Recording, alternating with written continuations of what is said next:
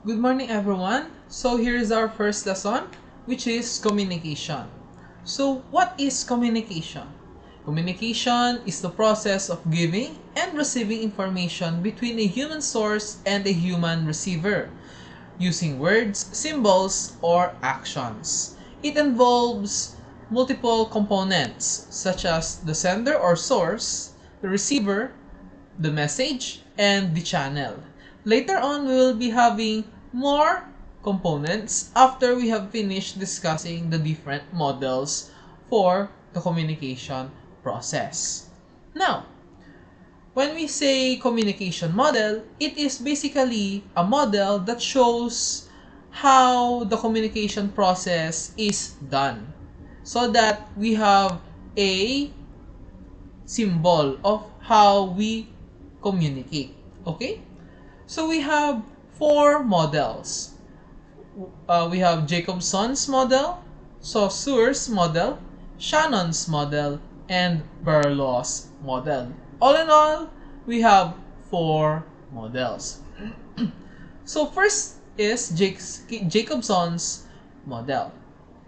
So for Roman Jacobson's model has 6 components. For him, communication is about having the addresser, the one that is sending the message, the one who is going to talk first, the addressee, the one who will be listening or getting the information or the message, the context, the situation in which the message was given. So, how did the addresser send the message? Was he or she in a hurry? In a dangerous situation? Is he or she kidnapped? Is he or she afraid? Or so on and so forth. Next is the message. So what is the idea being expressed? Is the addresser talking about his love life, his accomplishments, his failures, and so on and so forth? Contact, the channel through which the message passes. So, how did you send the message? Did you send it via text? Did you send it via voice call? Or did you send it using your own voice, speaking face to face, and so on and so forth? And lastly, the code. So what is the form of the message? Is the message a text? Is a message an email? Is it a chat? Is it a recording? Or is it live at the moment, since you're hearing it right now? Okay. So his model is basically as simple as this, as we see right now. So we have here the addresser and addressee. Here is our contact, or the way of how the message is being sent. Yes, the contact. Let's say this is a telephone line. So they're using a telephone. So of course, you're going to create a message under what kind of situation, under what kind of context, and code again. What is the form of the message under what kind of situation or context? Moving on to Sorcerers Model. So Ferdinand de Saussure, I don't know if that's the proper pronunciation, considered as the father of modern synchronic linguistics, described a model in which a concept in the brain triggers an actual pronunciation of a sound which goes out of a person and into the ear of the listener, where the process occurs in the opposite order. That is, the sound produces sound pattern in the brain, and the sound pattern in the brain produces a concept. So notable in his model is the idea that the sound pattern is different from the actual sound produced by the mouth or heard by the ear. This is notable in light of the fact for many people, different sounds are considered the same sound pattern.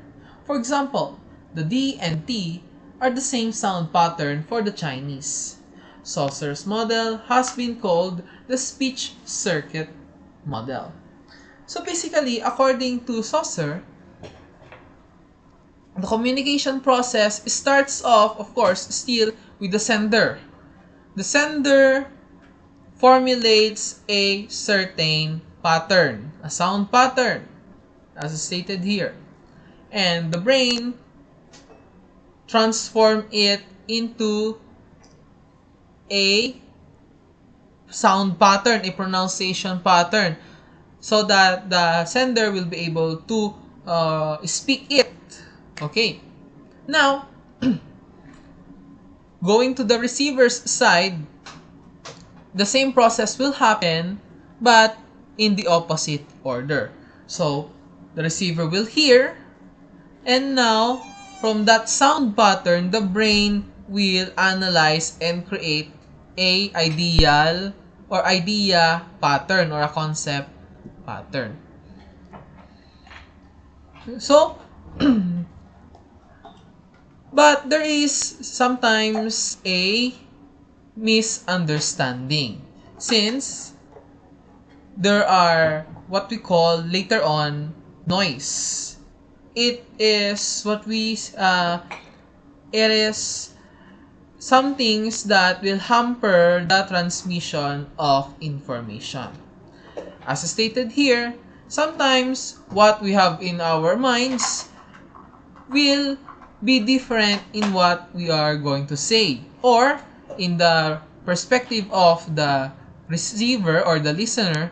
Sometimes what we say, let's say I said letter A or letter B, and the receiver will receive the message, but they will understand a different information or a different message because they understood it differently.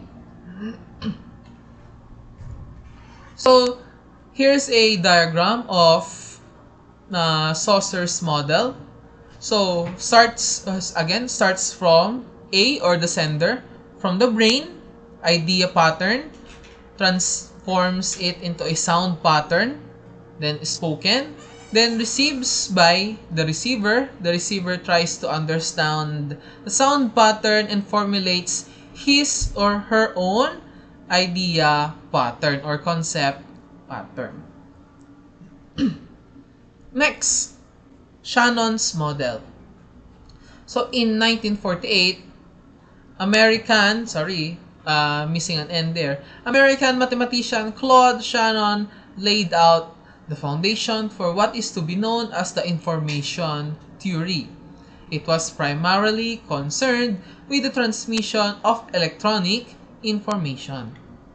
So here is the pattern of Shannon's model, and for me this is the best pattern for communication. So we have here the sender. How will it be encoded? The channel or the way it will be sent, how it will be decoded or received, and also who is the receiver or the receiving one. And of course, in a communication, it is the exchanging of information, so there will be a reply or what we know as feedback. And there we have noise. Again, as stated earlier, noise is the different things that may hamper the transmission of information, in which the receiver may understand a different information from what the sender sent. So, the components of Shannon's model is, first of all, of course, the sender, the information source. The Shannon-Weaver model starts with the sender or information source. They are the person, sometimes object, thing, or any information source who has the information to begin with. The information source starts the process by choosing a message to send. Of course, the idea, what is that information, someone to send the message to. Of course, who will be the receiver? Are you creating a letter of resignation or letter of application to whom? To the boss. Or are you just writing a love you letter or miss you letter to whom? To your friends, to your lover, and so on and so forth.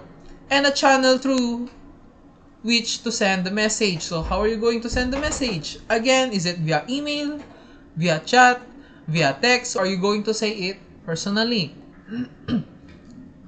So a sender can send a message in multiple different ways. It may be orally, through spoken word, in writing, through body language, music, and etc. Next is encoder or the transmitter. The next step in the Shannon-Weaver's model is the encoder. The encoder is the machine or person that converts the idea into signals that can be sent from the sender to the receiver. The Shannon model was designed originally to explain the communication through means such as telephone and computers, which encode our words using codes like binary digits or radio waves. However, the encoder can also be a person that turns an idea into spoken words, written words, or sign language to communicate an idea to someone. So the Shannon's model is a model of communication that already adds the factor of technology. So the encoder is basically any kind of technology that you will use in order to encode or to write your message. But as stated here, however, the encoder can also be a person. In what ways? If you go to mass, you will always see, if you watch mass in TV, you will always see there is at the bottom a person doing sign language. So that is an example of a human encoder. So he is transforming the message into another form by gestures or sign language. Next, noise. So the next step in Shannon-Weaver's model is noise. The noise interrupts a message while it's on the way from the sender to the receiver. It's named after the idea that noise could interrupt our understanding of a message. There are two types of noise, internal and external. So internal noise happens when a sender makes a mistake encoding a message or a receiver makes a mistake decoding the message. Here's the 2 points where it can happen. So at the encoding, for example, when you misspell a word in a text message, at that point of decoding, for example, when someone misinterprets a sentence when reading an email. So again, noise is anything that might interrupt the message, causing a misunderstanding. So we have two kinds, internal and external. So again, the Shannon's model is more focused on the additional factor of technology. But let's put the internal and external noise also in human examples. For example, internal, in your own self. What is the factor that may hinder you or interrupt you in sending your message? So anxiety, nervousness, excitement, or fear.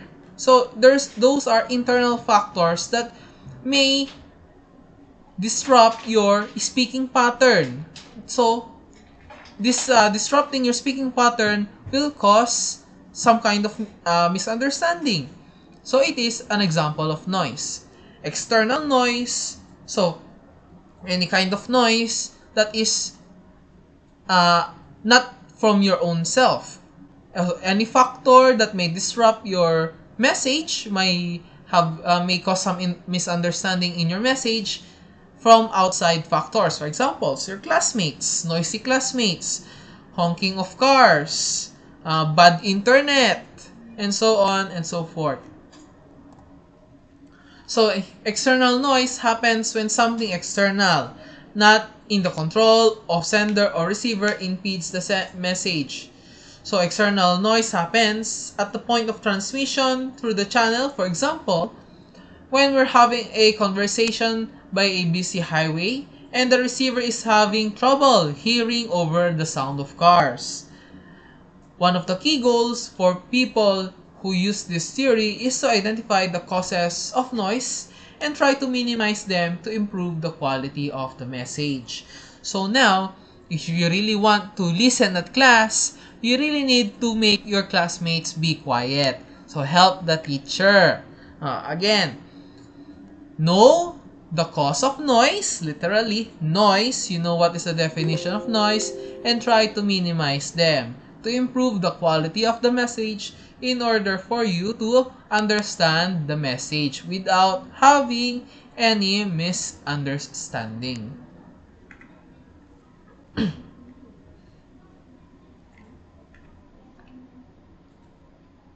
Okay. Next, so the decoder. So the next step in the Shannon-Weaver's model is decoder. Decoding, oops, it happened. Yeah. Decoding is the exact opposite of encoding. Shannon and Weaver made this model in reference to communication that happens through devices like telephones. So in this model, there usually needs to be a device that decodes a message from binary digits or waves back into a format that can be understood by the receiver. If we're talking about direct communication between people without the use of technology, there may still be a need for decoding. For example, you might need to decode a secret message. Turn written words into something that makes sense in your mind by reading them out loud. Or you may need to interpret, decode the meaning behind a picture that was sent to you. So the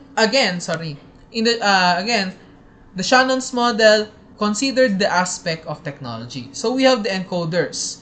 So human example, the one doing the sign language in mass. A technological example, how will you send the message? You will encode it or you will transform your message into a digital form, so text. In the receiver side, how will the receiver understand those digits, those encoded form? So he needs something to decode it. So again, if you use a phone to encode, and so the receiver will also need to use another phone to decode your message. But if you're going to speak personally, sometimes you also need decoding. For example, maybe your friend and you have a secret form of sign language. So that is your decoding. How will you interpret or how will you understand your friend's secret sign language, or try to interpret what is the meaning of the picture that your friend is showing to you, and so on and so forth. Next is receiver. So once the message is decoded, it's now time for the receiver to receive the message or to understand the message. So the next step in the Shannon-Weaver's model is receiver. The receiver is the end point, so the finish line of the original Shannon and Weaver model of the technical communication process. This is the step where the person finally gets the message or what's left of it after accounting for noise. So yeah, receiving the message. The receiver finally gets, hears, and understands the message. And it starts all over again. So the receiver this time turns into the sender. And since he will be sending a reply, that is what we call feedback. So the final step in the Shannon-Weaver's model is feedback. Actually, feedback was a step was not originally proposed by Shannon and Weaver in 1948. Norbert Wiener came up with the feedback step in response to the criticism of the linear nature of the approach. Linear means that the messages are only going one way. So if we look at this model, so it is only a one way. So sender, encoder, channel, decoder, receiver. So it added, or he added, a feedback so that it is not only a one-way communication. So it is now a two-way communication. Oops, what happened? Yeah, two-way communication. So again, sender sends a message. How is he going to send that message? Is it being typed, recorded, then sent? How is it going to be sent? Is it via text, via email, via letter, and so on and so forth? The receiver will decode how will he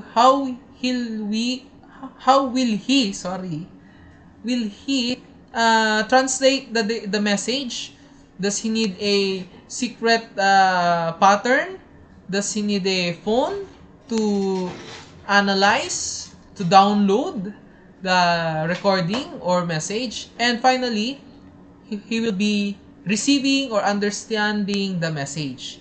And all over again, the receiver will become the sender, creating a reply, also known as feedback. And the messages, the information being sent, can be disrupted or can have some misunderstanding based on the noise. Okay.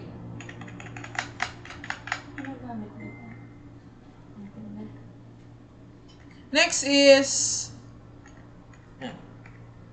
okay, so final words. Feedback occurs when the receiver of the message responds to the sender in order to close the communication loop.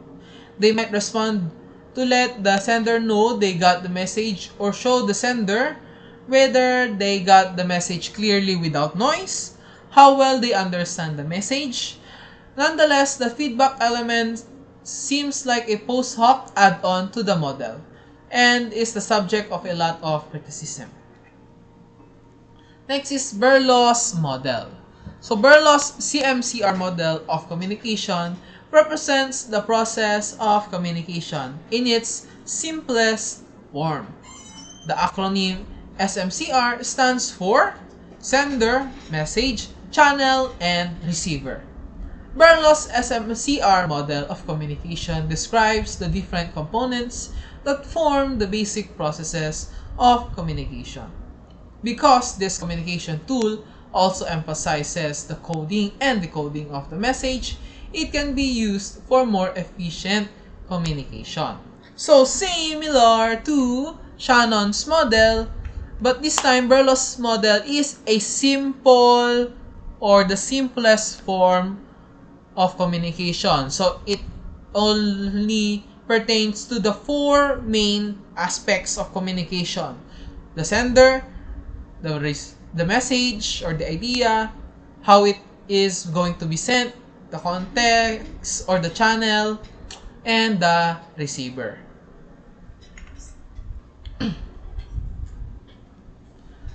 Okay, next. So here is the model for Berlus SMCR model of communication. So we have here the source, the message, the channel, and the receiver. So the source encodes the message. The message is now sent to what kind of channel, and then the receiver decodes the message. So under the source, we have the communication skills, attitude, knowledge, social systems, and culture. Content element, under the message, we have the content, the elements, treatment, structure, code. Under the channel, we have hearing, seeing, touching, smelling, and tasting. And under the receiver, again, since the receiver and the source or the sender are similar, so they have the similar aspects: communication skills, attitude, knowledge, social systems, and culture. Okay. So again, a Berlus model has four components that describe the communication process. The different components in the model are influenced by various factors. So the sender or the source of the message is the source who creates and sends the message to the receiver. The source is the start of the communication process and is the person who encodes the message. The factors that may influence the sender are also applicable to the receiver, so they are the same. Consider how the message is interpreted. For example, Berlus Model identifies the following factors that affect the source. So communication skills includes reading, listening, speaking. So how well is the speaker and the receiver good at speaking and listening or reading if it's via text? Attitude. One's attitude in a relationship to the audience, receiver, and subject changes the meaning of and consequence of the message. How are you speaking? Do you have an angry voice? Do you have a sassy tone? So your attitude may cause some misunderstanding, may cause some noise. For example, you're just wanting to say goodbye or farewell. But based on how you pronounce, based on your attitude or your tone, the receiver may interpret it with a hidden meaning or having a second meaning. Knowledge. Familiarity with the subject of the message makes communication more effective. So of course, if both the receiver and the speaker know the topic, so they will have a much more better communication between themselves. Yan. So additional only, social systems, values, beliefs, religion, and rules influence the way in which the sender communicates the message, alongside location and circumstances. Cultural differences may result in the message being interpreted differently. So we will talk about that later. Next is the message. So the message is the package of information that is sent from sender to receiver. So the message can be sent in various forms: audio, speech, text, video, or other media. Facebook if you want to post, Twitter if you want to post again, or sign language. Yeah. So it can be influenced by different factors. The first one is content. The content of the message from beginning to end. So if your content, let's say you wrote a three paragraph essay, if each paragraph has a different content, then there will be some kind of problem. Okay, time for